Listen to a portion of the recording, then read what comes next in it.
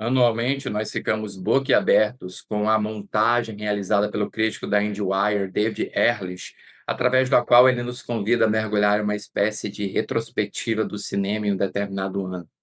Ele nos mostra como, através de momentos, através de olhares, através de formas, através de temas, nós conseguimos perceber como o cinema, igual a toda outra forma de arte, ele se insere dentro de uma construção de tendências, no qual nós podemos perceber que parece existir até mesmo uma consciência coletiva, que articula todas as pessoas, todos os olhares, todos os pensamentos do cinema em determinado ano.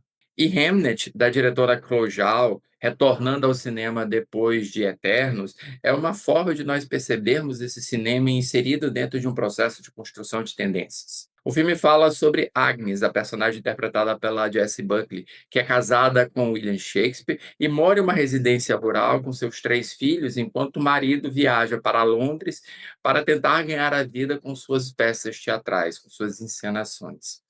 E o filme trata muito da maternidade dessa mulher, como ela lida com a difícil tarefa de cuidar desses 3 filhos solo, sobretudo quando um destes filhos cai doente.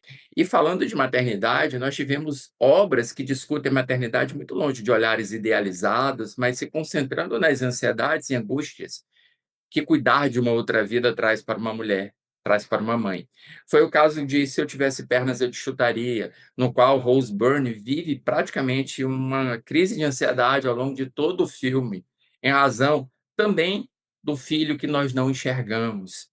Nós temos Morra, Meu Amor, no qual Jennifer Lawrence atravessa o período do puerpério, enquanto está cada vez mais se afastando do seu marido, interpretado pelo Robert Pattinson. São maternidades retratadas por mulheres através de olhares que enxergam muito além da idealização em direção à realidade e ao pragmatismo. Mas não é apenas a maternidade que esse filme se insere dentro de uma tendência, é também da utilização da arte como um mecanismo de atalho ou como alternativa para lidar com traumas, com dores, com sofrimento emocional. Isso pôde ser visto este ano em Valor Sentimental, o filme do Joachim Trier, no qual um diretor de cinema está construindo um filme através do qual ele pretende suplantar a distância que ele criou de sua filha mais velha e, assim, utilizar a arte como mecanismo de falar aquelas verdades e dores que ele é incapaz de falar. Já em Is This Thing Gone, o diretor Bradley Cooper constrói a história de um homem que, depois de separar-se da mulher, mergulha no stand-up comedy e utiliza suas próprias experiências para construir uma arte que, ao mesmo tempo que é bem-humorada, é também um corte na própria carne, mostrando para nós a sua pele, o seu sangue, o seu sofrimento. São filmes que utilizam a arte como mecanismo de escape. Mas não para por aí, porque se Hamlet utiliza a arte como um mecanismo de discussão da dor familiar, ele se insere dentro de um contexto natural. A natureza, ora, a natureza, ela também abraça outros filmes deste ano.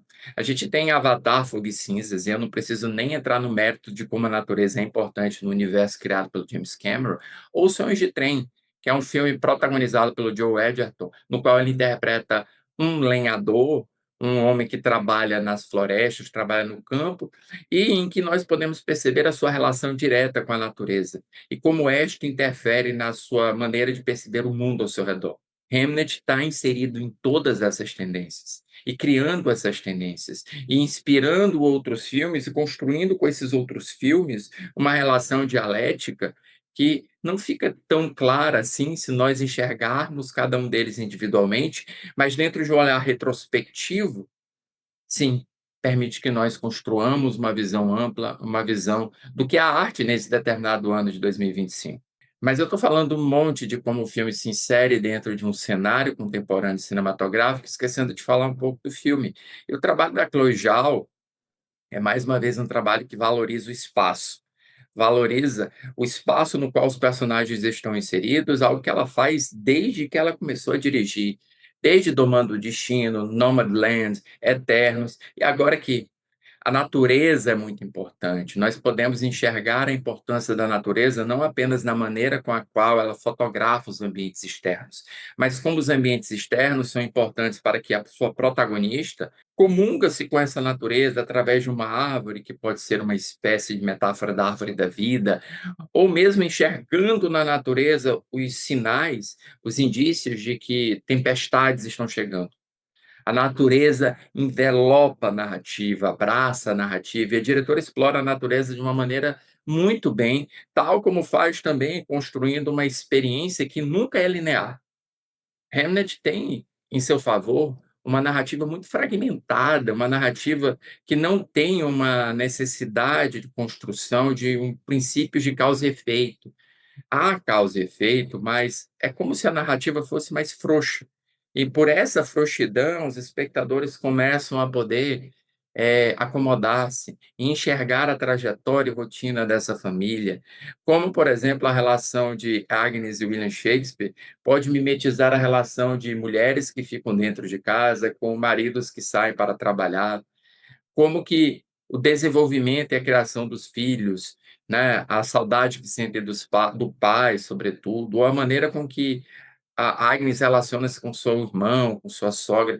Nós podemos nos acomodar pelas brechas que esses espaços deixados pela diretora nos permite estar.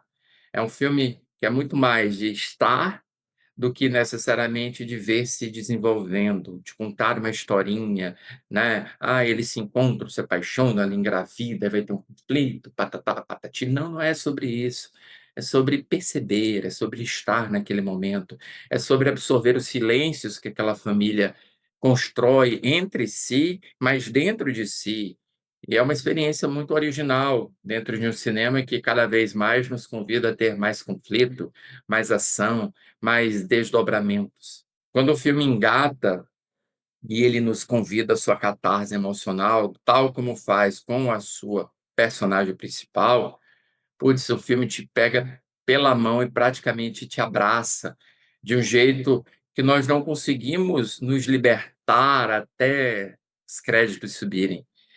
É um filme muito intenso e diferente dos outros trabalhos dela, dessa diretora, porque a Chloé Zhao, ela normalmente ela tem uma abordagem mais naturalista do drama, o drama que se desenvolve, o drama que não é explorado, literalmente, melodramaticamente, quase que não sai. E não vou cortar isso aqui não, é isso que torna bonito um vídeo, né?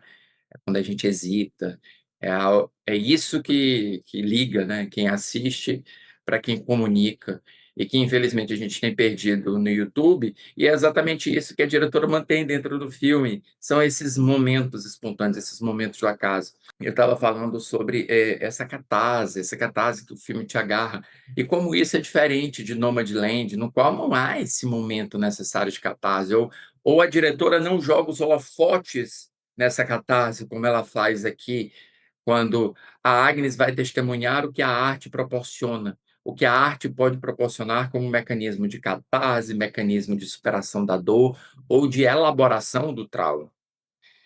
E a diretora joga a luz em cima disso, porque ela entende que, neste momento, não vale a pena eu ter uma abordagem distanciada, não vale a pena ter uma abordagem mais indiferente ou desdramatizada.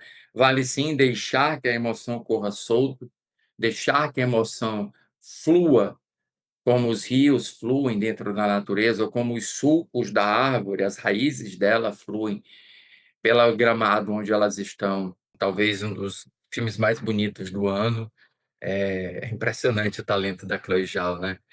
Mesmo mesmo vindo de um momento da sua carreira no qual ela foi muito questionada, depois de Eternos, que é um filme muito bom da Marvel, só não foi um filme que dialogou tão bem com as expectativas que o público da Marvel criou para ele, mas é muito bom vê-la retomando e reencontrando o caminho com um grande filme. Um filme que tem uma atuação central poderosa, tem atuações coadjuvantes igualmente poderosas do Paul Mescal, e eu gosto muito do Joe Alwyn, que é um personagem que fala pouco, mas ele é quase o porto seguro da irmã, que provavelmente não vai sair de mão abanando da próxima edição do Oscar.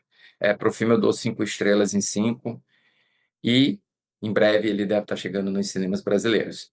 Então, se você quiser continuar acompanhando mais críticas, mais entrevistas, mais comentários, mais espontâneos sobre cinema, te inscreve aqui no Cinema com Crítica. E se você quiser ser meu aluno, estou com inscrições abertas para o Clube do Crítico, a edição 36, para falar de cinema escandinavo.